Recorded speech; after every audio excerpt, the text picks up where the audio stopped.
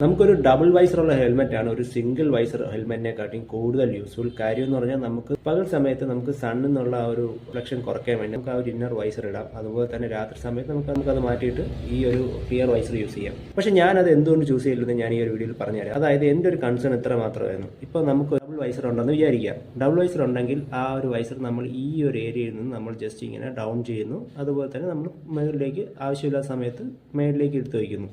അപ്പോൾ ഇത് ഉള്ളിലേക്ക് പോകുന്ന സമയത്ത് ഇതിൻ്റെ ഉള്ളിൽ ആ ഒരു വൈസറിനിരിക്കാൻ ഒരു ഗ്യാപ്പ് വേണമല്ലോ.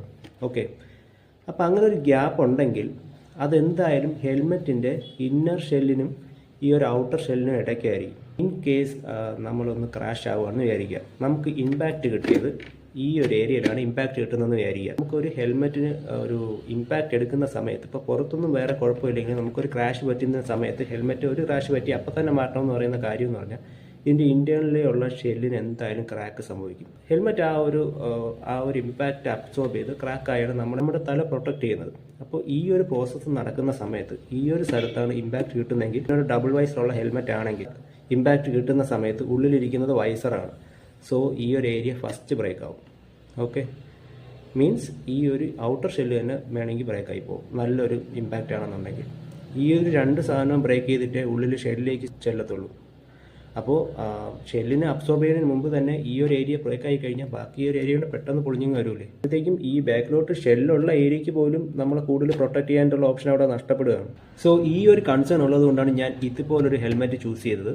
പിന്നെ നിങ്ങൾക്കിപ്പോൾ ടിൻ വൈസർ യൂസ് ചെയ്യാം, അതുപോലെ തന്നെ ഈ ഒരു ക്ലിയർ വൈസറിന് യൂസ് ചെയ്യാം. കംഫർട്ട് അനുസരിച്ച് ചെയ്യാം. ഇപ്പോൾ ടിൻ വൈസർ ഞാനൊരു എക്സ്ട്രാ ഒന്ന് വാങ്ങിച്ച് വയ്ക്കാനുള്ള പ്ലാൻ ഉണ്ട്. അപ്പോൾ നമ്മൾ രാത്രി റൈഡ് ചെയ്യുന്ന സമയത്ത് ഈ ഒരു ക്ലിയർ വൈസറിന് യൂസ് ചെയ്യുക, അല്ലാതെ നമ്മൾ പകൽ റൈഡ് ചെയ്യുന്ന സമയത്ത് ആ ഒരു ടിൻ വൈസറിന് യൂസ് ചെയ്യുക. കുറച്ച് പാടായിട്ടുള്ള പ്രോസസ്സാണ്, പക്ഷേ സ്റ്റിൽ നിങ്ങൾ ഒരുപാട് ഫാസ്റ്റായിട്ട് റൈഡ് ചെയ്യുന്ന ആളാണ്, നിങ്ങൾക്ക് സേഫ്റ്റിയിൽ അത്രത്തോളം കൺസേൺ ഉണ്ടെങ്കിൽ ഈ ഒരു പ്രോസസ്സ് ചെയ്യുന്നതാണ് ഏറ്റവും ബെറ്റർ. നമ്മുടെ നോർമൽ കമ്മ്യൂട്ടിങ്ങിനൊക്കെ ആ ഒരു ഡ്യുവൽ വൈസറുള്ള ഹെൽമെറ്റ് എക്സ്ട്രീംലി യൂസ്ഫുൾ ആണ്, അല്ലെന്നല്ല ഞാൻ പറയുന്നത്. പക്ഷേ നിങ്ങൾ ഒരുപാട് ഫാസ്റ്റായിട്ട് ഓടിക്കുന്ന ആളാണെന്നുണ്ടെങ്കിൽ ആ ഒരു ഹെൽമെറ്റ് അത്രത്തോളം സേഫ് അല്ല.